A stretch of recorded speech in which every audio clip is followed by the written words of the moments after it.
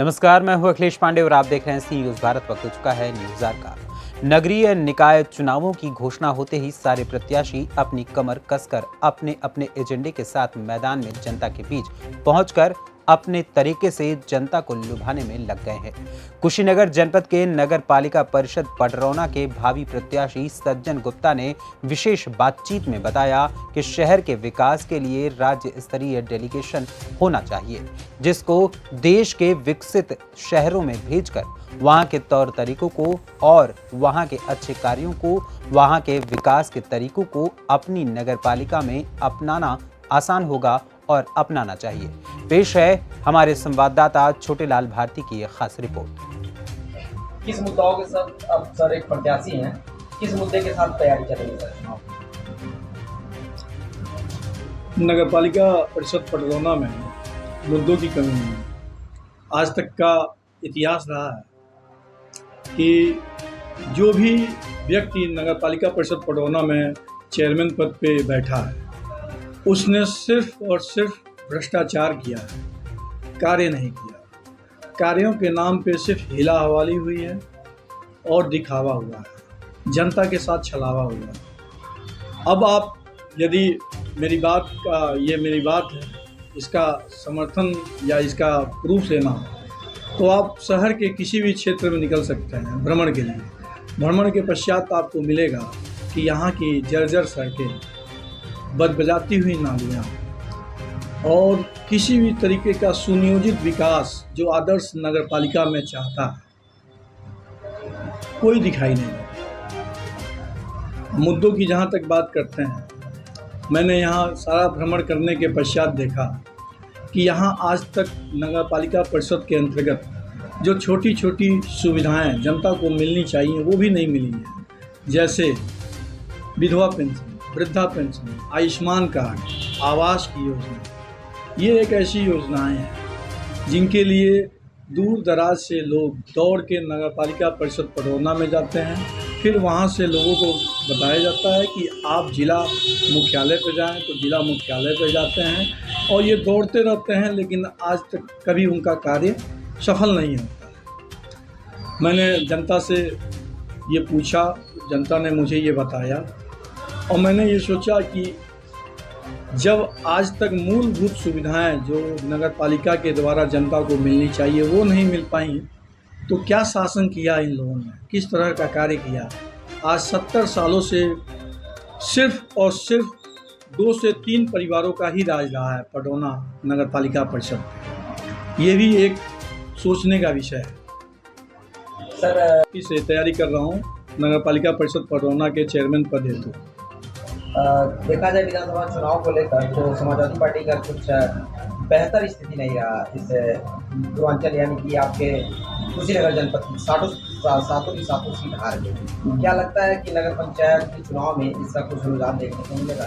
जनता आकर्षित हो रही है पार्टी के प्रति? जरूर, क्योंकि पूर्वांचल की सभी सीटें या कुशीनगर जनपद की 7 सीटें समाजवादी पार्टी के द्वारा हारी गई हैं और भाजपा ने जीत सुनिश्चित किया है। इसके साथ ही साथ पूरे उत्तर प्रदेश में प्रचंड बहुमत से जो भाजपा आई है, ये भी एक कारण है पुनः समाजवादी पार्टी को सत्ता दिलाने का। क्योंकि जनता जो है सवाल करती है जनप्रतिनिधियों से, कहती है कि अब क्या चाहिए आप। ग्राम प्रधान भी आपका है, सभासद भी आपका है, चेयरमैन भी आपका है, विधायक भी आपका है, सांसद भी आपका है, जिला पंचायत अध्यक्ष भी आपका है, ब्लॉक प्रमुख भी आपका है। तो अब कौन सा पद चाहिए आप? ऊपर से नीचे तक सारे पदों पे भाजपा के ही प्रत्याशी बैठे हुए, उसके बावजूद जनता के मूलभूत समस्याओं का समाधान नहीं हो रहा है, जरूरी आवश्यक चीज़ों का निदान नहीं हो रहा है। तो अब भाजपा क्या जवाब देगी? पहले तो एक कारण हुआ करता था इनके पास कि प्रदेश में हमारी सरकार नहीं है तो सेंट्रल में हमारी सरकार नहीं है, तो चेयरमैन हमारा नहीं है तो सांसद हमारा नहीं है। अब तो सभासद से लेकर प्रधानमंत्री तक भाजपा का है, अब तो सारी जिम्मेदारी भाजपा की ही है। जनता ये पूछना चाहती है कि उसके कार्य नहीं हो पाए तो क्यों नहीं हुआ।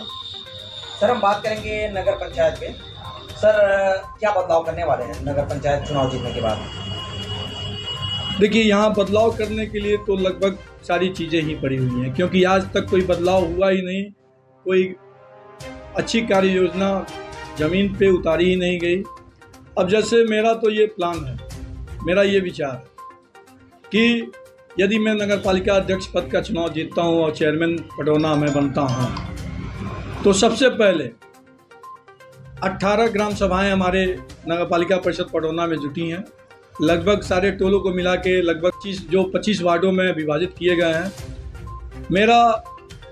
मेरी एक सोच है कि हर टोले पे एक दिन का मैं प्रशासनिक कैंप लगवाऊंगा नगर पालिका परिषद पटौना के द्वारा, जो कैंप जनता की मूलभूत सुविधाओं जैसे वृद्धा पेंशन, विधवा पेंशन, आयुष्मान कार्ड और आवास जो योजना है, मैं हर टोले पे लगवा के जनता को जिला और नगर पालिका परिषद में उनको न आना पड़े, वहीं पे उनके डॉक्यूमेंट लेके, वहीं पे उनकी खाना पूर्ति करके उनके कार्यों को वहीं मैं पूरा करूँगा।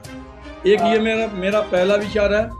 दूसरा, मैं सबसे पहले मैंने देखा यहाँ सड़कों का निर्माण कैसे करते हैं ये लोग। सड़कें हर 2 साल पे ये ऐसी सड़क बना रहे हैं कि हर 2 साल पे टूट रही हैं, बनवा रहे हैं। अब बनवाने के साथ साथ ये हर बार 5 से 10 इंच सड़कों को ऊपर कर दे रहा है। आप ये बताएं, व्यक्ति जीवन में घर एक बार बनवाता है और जो सड़क बनाने की इनकी प्रक्रिया है और जो गति है, उससे तो लगता है कि 15 सालों में सड़क नीचे हो जाएगा, घर नीचे हो जाएगा, सड़क ऊपर हो जाएगा। जबकि सड़क बनाने की पद्धति है, जितना इंच आपको ऊपर, जितने इंच की सड़क बनानी है उतने इंच की खुदाई करनी चाहिए, उसके बाद सड़क बनानी चाहिए।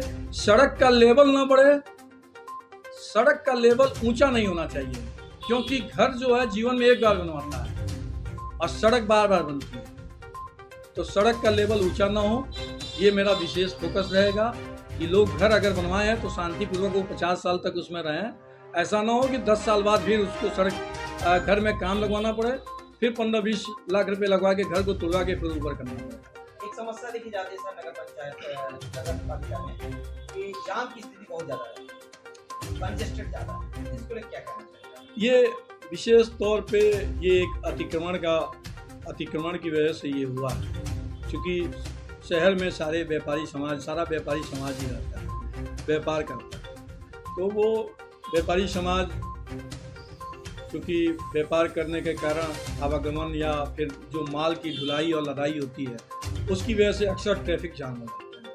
तो इसके लिए मैं प्रयास करूंगा कि जब यदि मैं चेयरमैन होता हूं तो व्यापारिक समाज के साथ बैठ के मैं एक मीटिंग करूं, उनके लिए एक सुव्यवस्थित पार्किंग की व्यवस्था किया जाए और सड़क पे थोड़ी बहुत अगर अतिक्रमण है तो व्यापारी समाज के साथ बैठ के उस समस्याओं का समाधान किया जाए, सड़क को थोड़ा चौड़ा किया जाए, ग्राहकों के साथ साथ जनता का आना जाना सुलभ। पानी पीने की समस्या को लेकर बात करेंगे सर। फिलहाल इस खबर में इतना ही। देश दुनिया की तमाम खबरों के लिए देखते रहें सी न्यूज़ भारत। हर खबर आपके साथ, आपके हाथ।